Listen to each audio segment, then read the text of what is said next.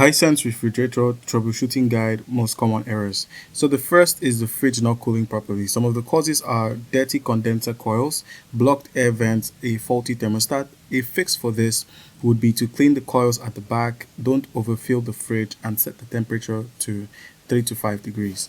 Now, another troubleshooting guide you could use is the freezer not freezing. So ice buildup could be blocking the airflow. There could be a damaged door seal or a low refrigerant, which is rare but a serious case. A fix for this would be to allow everything to defrost for 2 to 12 hours. Check the rubber seals for any gaps. If it's still not freezing, then you will need to call a technician. Now you could also check for water leakage because blocked drain holes, cracked water line, or improper leveling. So try to clean the drain with warm water, check the hose behind the fridge, and adjust the legs so the fridge is level. Now for the beeping or alarm not stopping, the door might not be fully closed, a high temperature warning, or a filter alarm.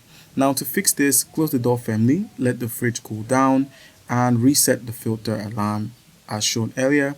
And also the fridge not turning on could be caused by a power issue, a faulty socket, an internal fuse, or a board issue.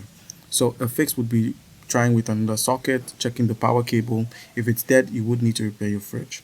Now the sixth and one of the other issues would be to the ice maker not working. So the water supply could be off, the frozen water line, it could be an ice maker that turned off. A fix with this would be to turn on the water supply, defrost your freezer, and check the ice maker switch.